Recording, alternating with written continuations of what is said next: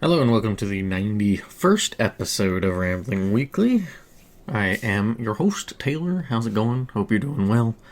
I'm doing pretty good. I've been staying consistently busy with work. Plus, I got part 4 for the multi-part episode thing I got going on for Fire Emblem Genealogy of the Holy War. Got that out. Check it out. It'd be appreciated. Put that out, I think, on Wednesday or something like that. So, that is there. I've been getting into a good flow with writing. I just finished up chapter 3 because I'll do the handwritten thing and then I type it out. Kind of. I'll handwrite a few chapters and then I'll kind of go back and type out those chapters, doing some small edits and stuff, tweaks here and there, add some bits, and then get back into it. So I'm on chapter 4 now, so I think I'm going to go back and actually type out these first 3 chapters and stuff today. So, woo, that's coming along for part 2. Excited for that. I also caved in after hearing about it from Slade and B. Clark, who've been guests before. They both mentioned, or at least one of them did. I think they both did. I will credit it to both, and I will be corrected if needed. But I ended up getting the Pixel remaster for Final Fantasy 1 and was playing a little bit of that. There are some adjustments to it, of course, some extra items, prices being different. I always like that I don't remember, I think it started with the with the PSP release. I could be wrong, but the Mithril Sword, it used to be available in Elfheim, and at some point, I want to say it was the PSP releases, but at some point they were like, oh no, we can't be doing that. Where it was fairly not 100% necessary, but very, very helpful. You can actually get by using, if you have a party of nothing but warriors, you can kind of just bully the Pisca demons, as I think that's what they're called now. But I don't think that's what they were originally called. But they're I want to say you could get like the mithril knife or something and still be able to get through. Now that I say that, I don't think the mithril knife was available in the original one. But you get a couple of mithril swords and then you just kind of bully it. But if you're but like now in these newer ones, you could get by with it. Anyways, I got the Pixel remaster because the whole magic system is back to not being MP and more of per level. And for that game, I think that is the appropriate way to go, because when you have the MP, it makes it so easy, like embarrassingly easy. I mean, it's still easy, this route, just because now you can move at a diagonal, you can run a little bit and stuff, but at least with the magic system being a little bit more curtailed, you're like, okay. I still kind of chuckle seeing my black and white mages, 2-shot warg wolves at level 8 or something, but that is just more of just because I was so accustomed to the original one. You don't have to necessarily cheese at the 1 point east of Provoca, or whatever that the second town is where you get the ship. There's that peninsula off to the east that you can go and fight things way above your level, and if you can at least get a couple of victories in and stuff, you can make a lot of money real quick. But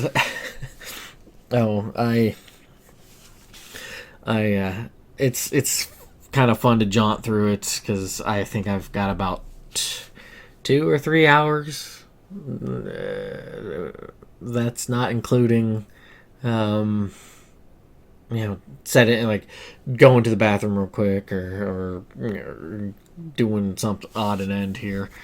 And I'm going to go into the Earth Cave, so it's nice. It's certainly one of my favorite games. Always a nice comfort game.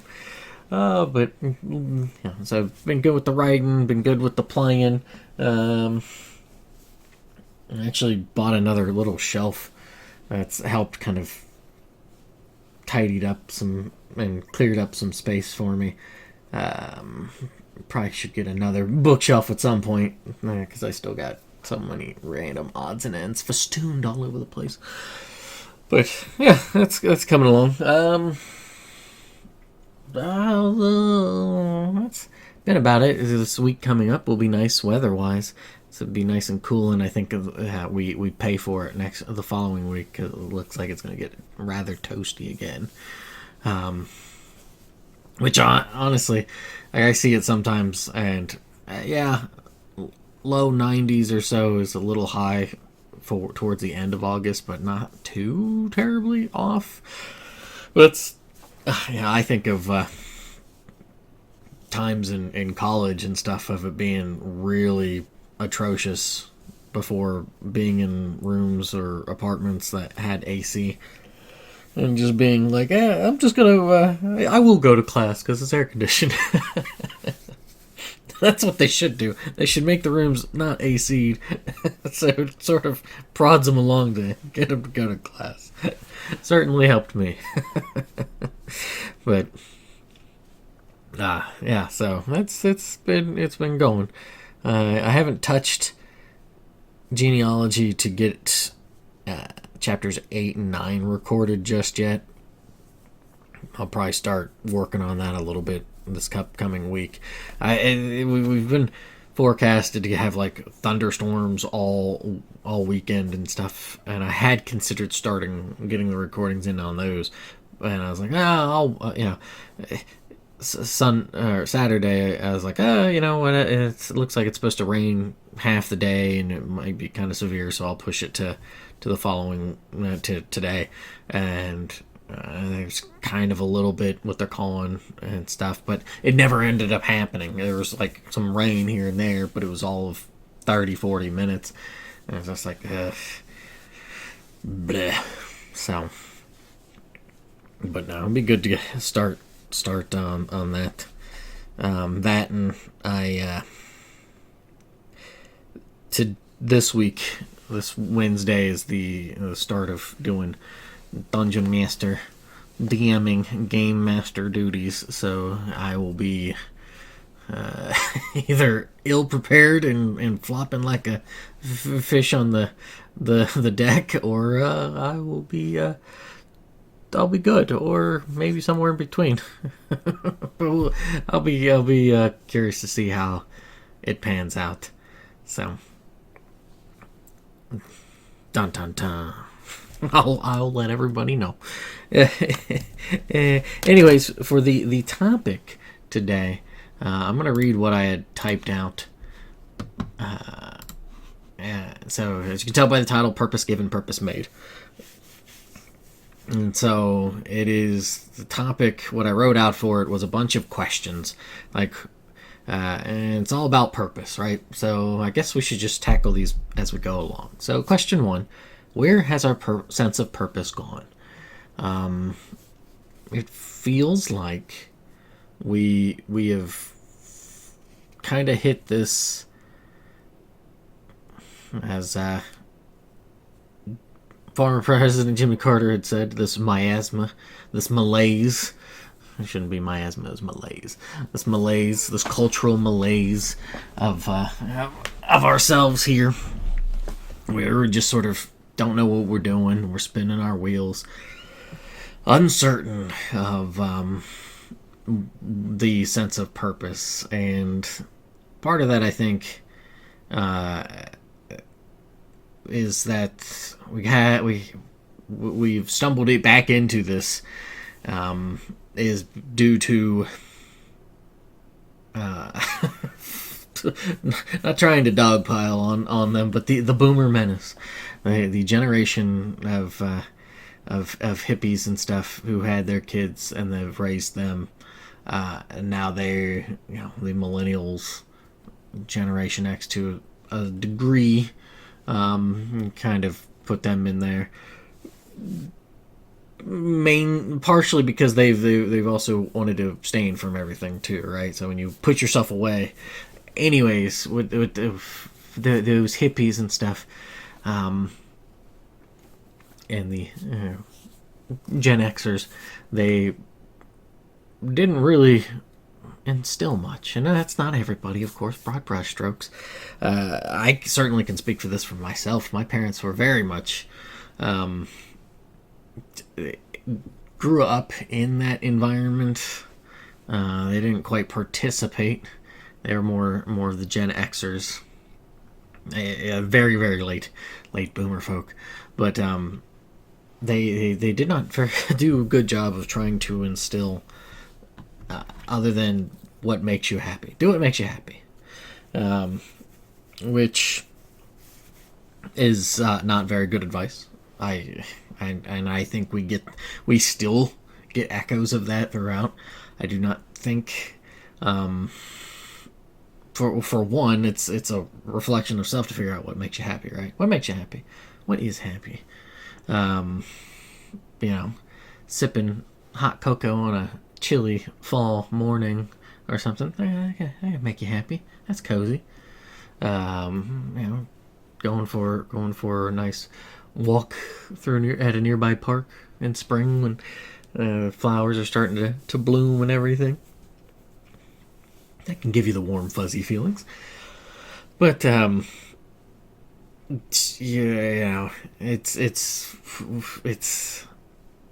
shooting the arrow and then drawing the target around it after it's landed.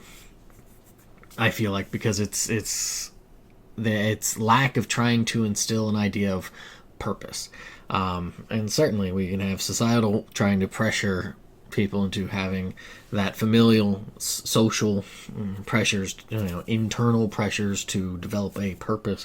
What is our purpose in the whole grand scheme of things? And that is a conflict that we have to figure out, through a combination of our values, our perception. I think this is, I think if you try to be, if you were very unbending in your values in the sense of purpose, I think it becomes very difficult to connect with other people. Not always, especially if you share those things and then you actually galvanize. But it's a really hard thing. I think what you end up being when you are very, and I'm not saying that this is necessarily a bad thing, is that when you are kind of that pillar, just unmovable, immovable pillar, everything else just kind of just goes crazy around you, right? Maybe not necessarily crazy, but it's just kind of going all over the place. But that doesn't necessarily establish purpose. Necessarily, not necessarily, because you could have those values. It's by injunction with things around you, right? It then kind of turns into, all right, I have these values. What is the connection socially to my fellow peoples? Then that starts to add a little bit to the concoction to make you hopefully realize purpose. And this the next question is, where should it be drawn from? And I think this is where we fail a lot of times. Is and I mean this in a broad sense, cultural, just speaking more so North American, U.S. sort of sense of, we have this knack for wanting to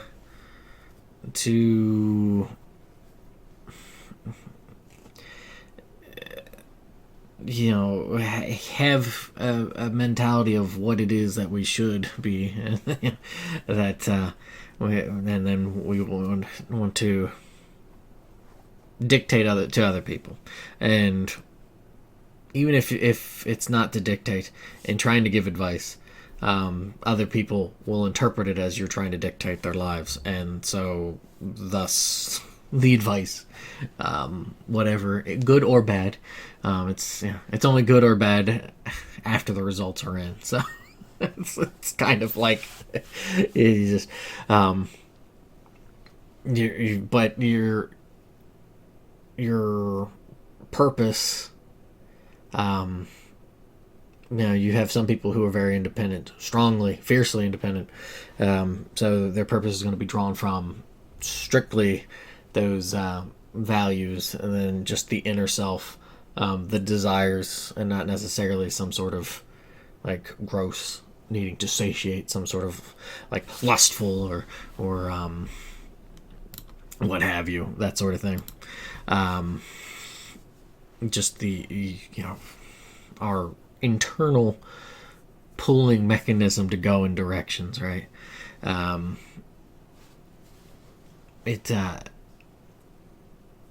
It's one of those things that you gotta like calculate all out. I feel like, and it's in a way to try to make interdependent be the saving grace of the communal social fabric. I think that's where we should strive for, and that's what we should draw from, is saying how we fit in the puzzle as a puzzle piece with everybody else. And then, of course, there's always the concern of trying to cut back oneself to fit in, and I feel like that's doing a disjustice of what it is. Like,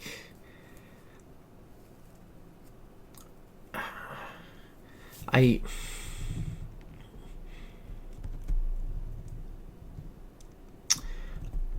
guess I just have a hard time agreeing with the idea that that it is how you are, and that's how everything should be, and other people have to just deal with it.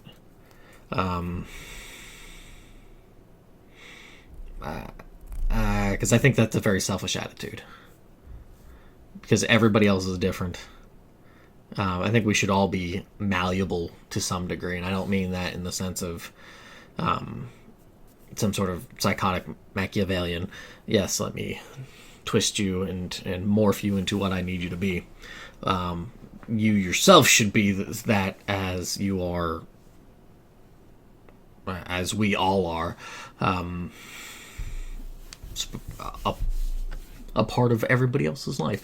And I don't mean necessarily you listening to me, because outside of this connection through the internet and whatnot, it is such a paltry thing versus your neighbors, your family, your friends, co-workers, that sort of thing.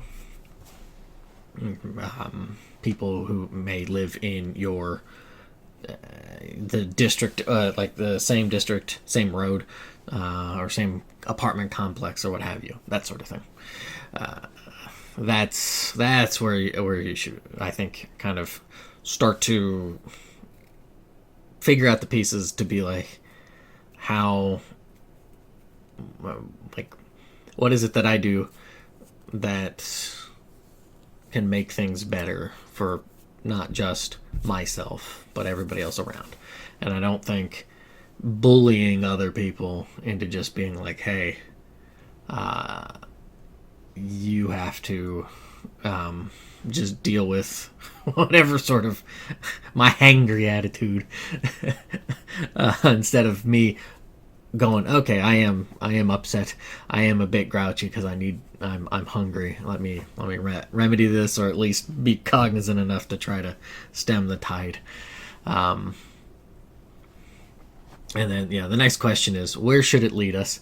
This like I said, I think that is where the purpose comes in, right? I think it's part of the problem as well, is we have such grandiose entertainment and ideas that we are like, oh, we've got like, some great, some bad, in the sense of, oh, the heat death of the universe versus, oh, the, I don't know, the creation of a nuclear fission reactor or something, or like that sort of thing. Things beyond what we are as like as children / just regular idiots like ourselves. And instead of trying to build up to that, it's kind of, especially things like the heat death. I think in knowing certain things that are far beyond what we're going to be a part of, is kind of like, okay, but that's, and maybe that's just, lizard brain going, but that's not here in the moment thinking. But it's like, it's not something really on the docket. I really don't think on my planner, my event planner of life, that heat death of the universe is really going to be on any of those pages. So, but the purpose, I think, it should be leading us to better ourselves, and then better those around us, and not necessarily one necessarily prioritized above the other. I think while bettering yourself is certainly helpful, being able to assist in however way possible that other people become better in their own ways, that kind of has that ping pong effect, the rising tide raises all ships idea sort of thing. This here as well, this next question, with so many willingly checking out, withdrawing is a choice, but why act like your life must be given a purpose? That is something that we have seen a lot more lately, is this propensity for checking out, and the neat life. Let's see. There's a lot more, and this has been going on for a handful of years, of articles about there's people failing to launch. And it's a lot of it's pointed towards young men. I know there was somebody I was working with briefly at a job that was in his early 20s, and just didn't want to do anything. Infuriatingly so. Did not want to do anything when it came to work. And then just wanted to be in a little village, kind of setting, a little communal thing, and just kind of make everything basic, everything simple. And idyllic as that may be, to enjoy the rising and the falling of the sun, working on stuff, farming or what have you, that is not the situation you're in, right? To me, like if you feel that way, go. If you're yearning for the farms, go to the farms, kind of thing. And that's I guess, at least one tiny example I can think of with, of just this attitude of withdrawing. You see people talk about how they just want to be kind of left alone in their own little boxes. And I get it. Like, I do that. Part of that's because of the writing. Part of that's also because of growing up as a kid and being ostracized and not really taking a liking or seeing much of a value in relationships with people because everybody was just so mean and just like, okay, all right, this is either they're so mean or it's hard to depend on people because they're either not around or they're just not doing that much to help. And so kind of I totally understand this withdrawal. I know previous guests before, Matt and David, when I went into hermit mode for a while before I started writing Sudraba, the first book. They had worried about me and stuff, and there was an intention behind it. I needed to kind of close myself off to everything because it was just I just was it's where I wanted to be. Sometimes you need to have your Walden years to get back into the groove of things and then kind of be like, okay. And I think that's ends up being the issue, right? Is that we, in stepping back or taking that moment, people feel like, oh well, if you stop for a minute, you'll be too far behind on everything else, and that's just like where you need to, not you personally, but where people need to come to the conclusion that, okay, they're running their own race. Let them run that rat race if that's what they want to do. You're running your own race. Like, that's you are master of your own ship here. And sure, you can leave it to sit and dock all the time there, but sometimes when the storm comes, it could be a bad situation. It could be trouble. So, but with that, people being very uninterested in society, or aspects of society, I should say, so much so that they cut their nose to spite their face, pretty much. And it's like, instead of pulling from within to figure out, it almost feels like they want to be given the purpose, but they want that purpose to line up with what they want to do. And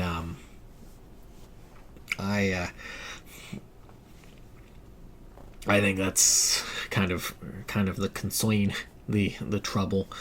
I'll take, for example, with other previous guest who's been on here before, Todd. He's been he moved in here about a year ago. Actually, it's a little over a year ago. So, but he's younger guy. About said kid. He's not a kid. Younger guy. In that early 20s or so, and it took a bit of, not necessarily motivation, but it took a little bit of prodding, and I don't necessarily mean like malicious or anything, but just a kind of, hey, let's do this, to get his license. And I tried to explain, hey, there's certainly some downfalls in it, and that's the ones that people tend to gravitate towards not wanting license. The expenses, the insurance, the other maniacs on the road, not including yourself behind the wheel, kind of thing. But there's only one maniac allowed on the road, and that's supposed to be me. But Eventually, he finally started getting. We finally started getting the ball rolling. He did all of it himself, other than me just kind of saying, "Hey, let's get that license." Not only because it helps free up my time, so I'm not having to drive around or wait around to pick him up or something, but it frees up him. It expands his world so much more. And since then, he's gotten his license. He's gotten this older car that he's had to work on, but he's been really excited about it, and it's given him a it's added a, like, I guess, a intermediate or an immediate purpose, and I think that's the energy, that's the catalyst to get people to go. Unfortunately, when so many feel like they're browbeaten and downtrodden, that's a hard thing to give, or a hard thing to realize. But you've gotta be able to figure that out, like on a personal. Because I could push him to try to do it all I want, but if he didn't make any of the steps himself, it would have probably. You don't know, because it's not something that happened, but it probably would have either taken longer to get it, or may not have happened, or it might have gotten the license but not a car, and just kind of so yeah. But yeah, I think that's where it's got to come from. It's almost like goals in their own way, and that's the fuel, the rack of fuel, the gasoline that really starts to energize life and pushes it along, is by doing that. Because I don't think that necessarily being given purpose is a bad thing, whether that's through circumstance or other individuals doing that, but it's got to be internalized and then brought to being through oneself. It's kind of like what I was talking about last episode with the forgiveness thing. It's a process that you yourself have to go through to be able to get that to go and whatnot. And I think that's where some people are like, make these goals. I know I mentioned it before in a previous episode about the goals I had and how I failed all those. Part of that's, I figured I may get one or two of these or whatnot, but the other part was to kind of get me to right the ship, so I wasn't in this kind of, I don't really feel like doing anything, I want to be lazy, I want to be just being lazy. Whew. And as nice as that is sometimes, it doesn't really do anything. It's kind of at least it doesn't do anything for me, other than wanting me to be more lazy, which no. So so I think that is and the last question I put on here is that are you willing to accept what's only given, or will you try to take more? And I think that is kind of the crux we are at, and not necessarily that it's only been at this point in humanity's existence, but I think it's a very it's a lot more prominent when everything is a lot less, everybody is a lot less dependent on everybody else. We're kind of like a tree. We're very dependent on the trunk of a lot of things, and we're just little tiny branches and twigs and limbs and stuff. Or maybe we're just the leaves, just kind of helping out where we can. But to only think about what's your situation in life, whether the goods and bads of your life, your social existence, your what you are in the grand scheme of everything, and to not. And I get it. It's hard to see beyond what you don't have, right? So it's more, but to try to do that, or maybe to like in a kitchen where you're like, I don't really have too much to eat, but you see you've got like, say like a box of macaroni and cheese and a thing of a can of tuna or something, and some rosemary and thyme and stuff. You can make a pretty tasty dish even for things that are like that, unless you don't like tuna. But just taking those things and just trying to make a concoction out of it. I think it's a similar sort of principle with trying to find purpose and stuff, is to see beyond that. And it's harder when you don't, if you've kind of closed the gates and build up the walls and everything and really seclude oneself. It does become really difficult to figure out a purpose when you've shielded yourself from a large part of the equation that helps to define what your purpose could, maybe should, or maybe. So, but that's what I got for this episode. I think that's what I got. So I hope you enjoyed. I hope you enjoyed the comfy play footage of me being a complete idiot trying to play City Skylines. I am a stooge who likes these kind of games. I don't know how to play them. But it's just one of those things. It's like, I'm comfy being an idiot. So if somebody knows how to actually play the game and then sees how infuriating my gameplay is of it, I apologize. It is not something I am very good at. It's just comfy footage for the background. So that is it for the music. We're going to play out. We'll do from the East Healing soundtrack. We'll do "Open Your Heart." So we'll play out that. So thanks for listening or maybe watching. That's all I got. Enjoy your day, weekday, weekend, weeknights, and everything in between. And thanks once again. And I'll catch you next week. Toodles.